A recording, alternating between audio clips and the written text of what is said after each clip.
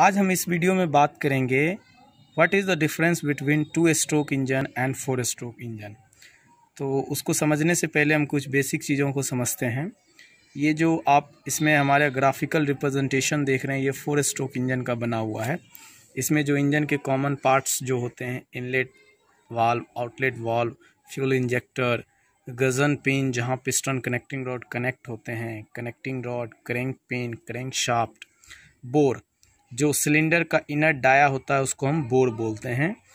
और इसमें हम बेसिकली समझते हैं व्हाट इज़ स्ट्रोक, क्योंकि डिफरेंस समझने से पहले स्ट्रोक समझना बहुत ज़रूरी है। देखिए, आप एक सिलेंडर में एक होता है टॉप डेड सेंटर, जो अपर पार्ट्स, जब जो अपर डिस्टेंस होती है सबसे टॉप पे, उसको हम बोलते हैं टीडीसी, और जो बॉटम पे होती है उसको हम बोलते हैं बीडीसी। इन्हीं दोनों के बीच में जो सिलेंडर की पिस्टन होती है वो ट्रैवल करती है इन्हीं दोनों के बीच में। तो जब पिस्टन टीडीसी से बीडीसी की ओर मूव करती है, तो जो वो मूव करने के दौरान डिस्टेंस ट्रैवल करती है उसको हम स्ट्रोक बोलते हैं। और जब पिस्टन टीडीसी से बीडीसी मूव करती है तो क्रैंक शाफ्ट 180 डिग्री रोटेट होता है। मानिए अभी क्रैंक शाफ्ट हमारा इस पोजीशन में है, तो जब हमारी पिस्टन टीडीसी से बीडीसी आएगी तो ये पोजीशन चेंज होकर हमारा इस पोजीशन पे आएगा। Means 1 stroke is equals to 180 degree. जैसा आप देख सकते हैं, मैंने यहाँ पे इसका डेफिनेशन भी लिखा हुआ है। Stroke, distance between TDC to BDC is called stroke. 1 stroke is equals to 180 degree rotation of crankshaft. तो ये 4 स्ट्रोक इंजन का एक ग्राफिकल रिप्रेजेंटेशन है। उसी तरीके से मैं आपको दिखाता हूँ, ये 2 स्ट्रोक इंजन का ग्राफिकल रिप्रेजेंटेशन है। इसमें वाल्व नहीं लगे हुए होते हैं, इसकी डिज़ाइनिंग बिल्कुल अलग होती है 4 स्ट्रोक इंजन से। तो जैसा आप इस वीडियो में देख पा रहे होंगे, ये 2 स्ट्रोक इंजन का डायग्राम हो गया है। इसमें हम पोर्ट यूज़ करते हैं। ये एग्जॉस्ट पोर्ट हुआ, इनटेक पोर्ट हुआ, और ये ट्रांसफ़र पोर्ट हुआ, क्योंकि इसकी डिज़ाइनिंग होती है टोटली डिफरेंट होती है। तो चलिए अब मैं बात करता हूँ डिफरेंसेस के बारे में। तो हम पॉइंट टू पॉइंट क्लियर करते हुए चलते हैं। फर्स्ट डिफरेंस में, it completes 1 thermodynamic cycle in 2 revolution of crankshaft.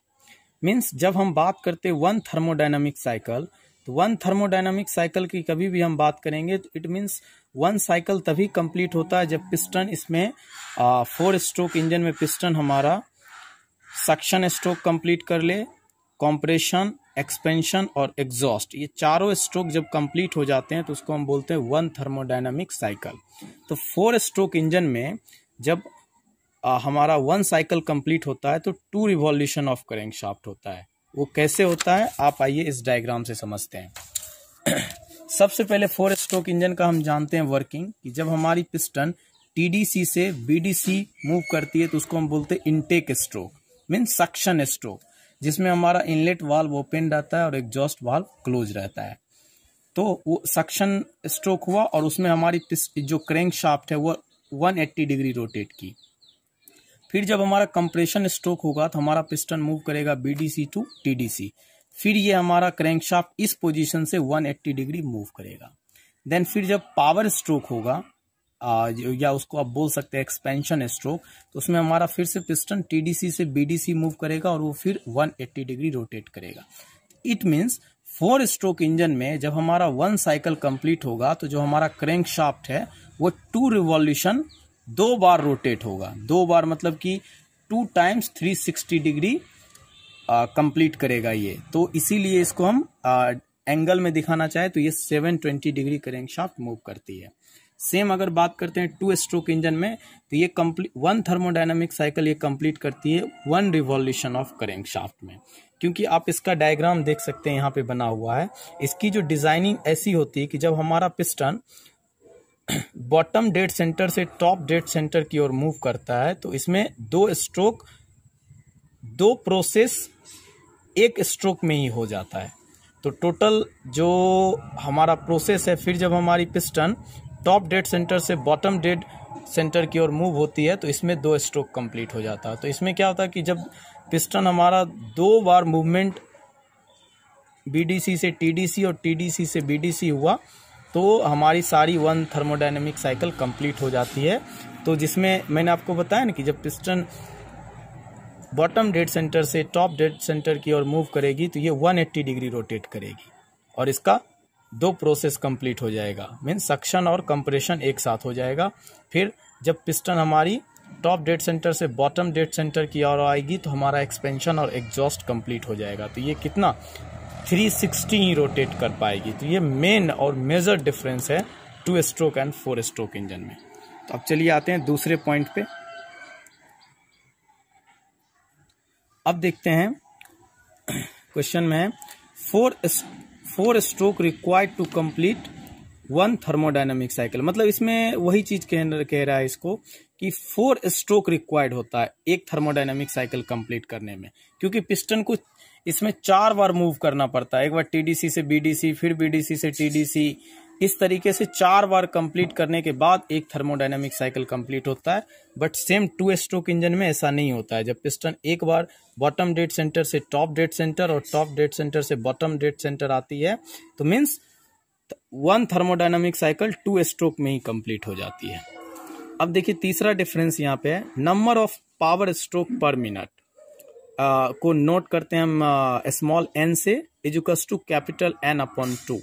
Capital N को हम आरपीएम ऑफ इंजन बोलते हैं।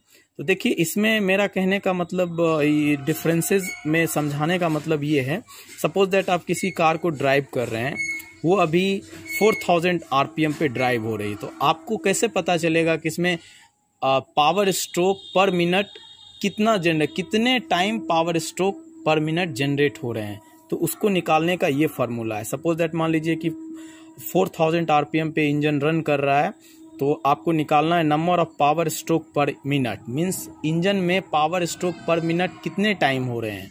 तो आप जब इसको डिवाइड कर देंगे 4000/2 से तो आपका निकल जाएगा कि 2000 पावर स्ट्रोक पर मिनट हो रहा है। सेम इसका फॉर्मूला होता है number of power stroke per minute equals to small n is equals to capital N।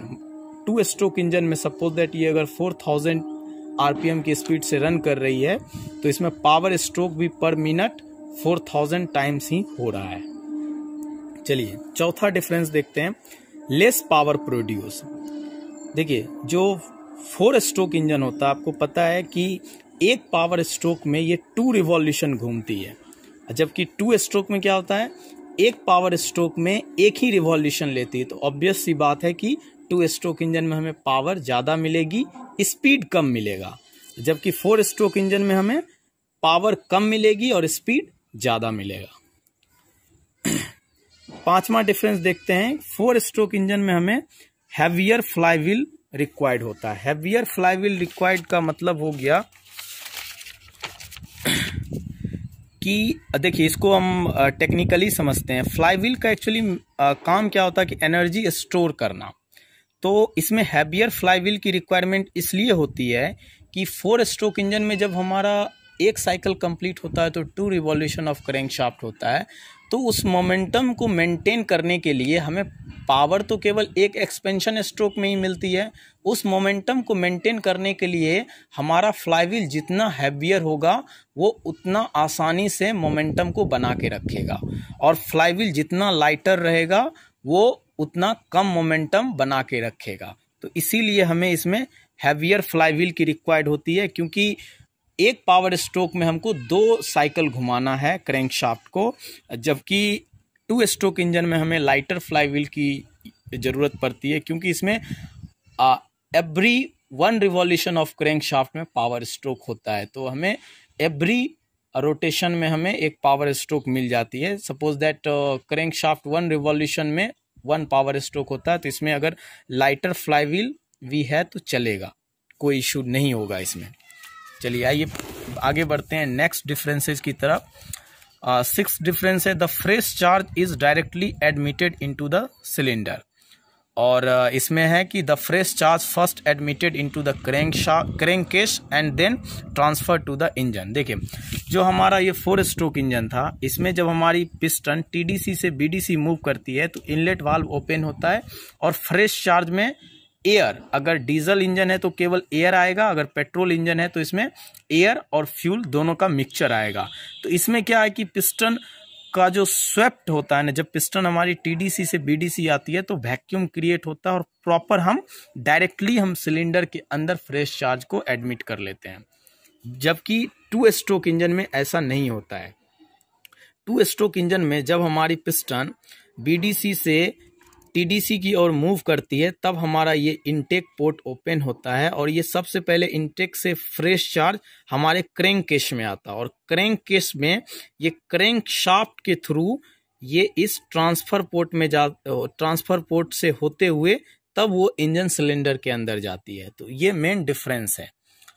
अब देखिए 7 डिफरेंस है कि inlet and exhaust valve are required and they are operated by camshaft. Yes, 4 stroke engine में inlet and exhaust valve होता है या inlet and exhaust valve, जबकि 2 stroke engine में हम पोर्ट यूज करते हैं और इस पोर्ट को हमें ऑपरेट करने के लिए, ये बंद या खोलने के लिए हमें किसी एक्स्ट्रा मैकेनिज्म की ज़रूरत नहीं पड़ती। जब ये पिस्टन हमारा बॉटम डेड सेंटर से टॉप डेड सेंटर या टॉप डेड सेंटर से बॉटम डेड मूव करती है तो ऑटोमेटिक इसी से ये ऑपरेट होता है, वाल्व क्लोजिंग और ओपनिंग।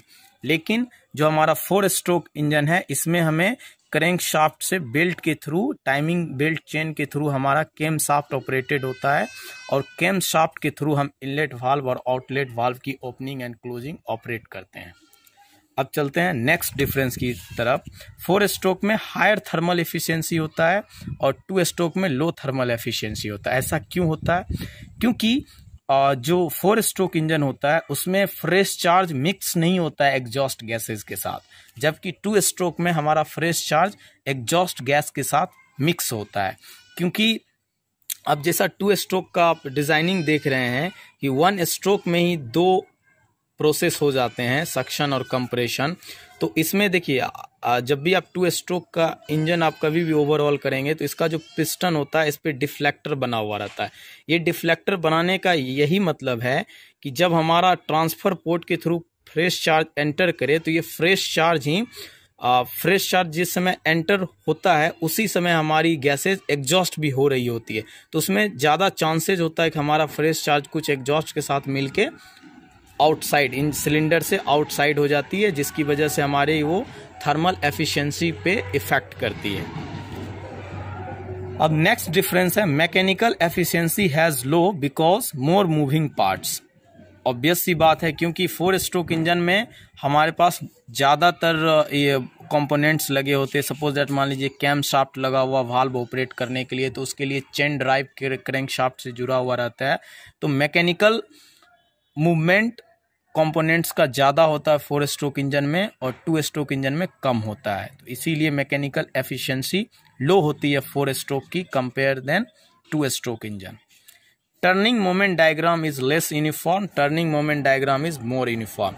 देखिए turning moment diagram less uniform इसलिए होता है कि 4 स्ट्रोक इंजन में एक बार पावर स्ट्रोक होता है और इनको 2 रिवॉल्यूशन करना होता है, तो इसलिए इसमें क्या होता है कि टर्निंग मोमेंट डायग्राम इसका यूनिफॉर्म नहीं होता। ये मैं किसी दिन डायग्राम बना के आपको अच्छे से एक्सप्लेन कर दूंगा।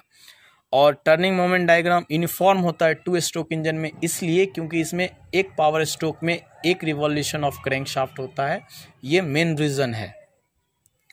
नेक्स्ट चलते हैं, हायर फ्यूल इकोनॉमी होती है 4 स्ट्रोक इंजन में और 2 स्ट्रोक इंजन में लोअर फ्यूल इकोनॉमी होती है। ये इस डिफरेंस को आप समझने के लिए सिंपली इतना समझ लीजिए आप कि सपोज दैट 2 इंजन है, 2 स्ट्रोक और 4 स्ट्रोक इंजन, दोनों 1000 सीसी के इंजन है। तो जो 4 स्ट्रोक इंजन होगा उसका भी स्वेप्ट वॉल्यूम फ्यूल का उतना ही होगा जितना 2 स्ट्रोक का होगा, बट 4 स्ट्रोक इंजन उतना ही फ्यूल में जो उसकी व्हील है या जो इंजन पावर प्रोड्यूस कर रही है वो पावर एफिशिएंसी की बात करते हैं फ्यूल इकोनॉमी में। सपोज दैट आप बाइक ट्रैवल कर रहे हो, बाइक से आप कहीं जा रहे हो, अगर उसमें 4 स्ट्रोक इंजन लगा हुआ है तो वो सेम फ्यूल में डबल डिस्टेंस ट्रैवल करेगी कंपेयर देन 2 स्ट्रोक इंजन। तो इसलिए 4 स्ट्रोक इंजन जो होता है उसमें फ्यूल इकोनॉमी अच्छी होती है बट पावर कम होता है 2 स्ट्रोक इंजन से। तो चलिए आइए यहीं पे ख़त्म करते हैं इस वीडियो को और हम आप लोगों से अपेक्षा करते हैं कि ये वीडियो से आपको बहुत कुछ सीखने को मिला होगा।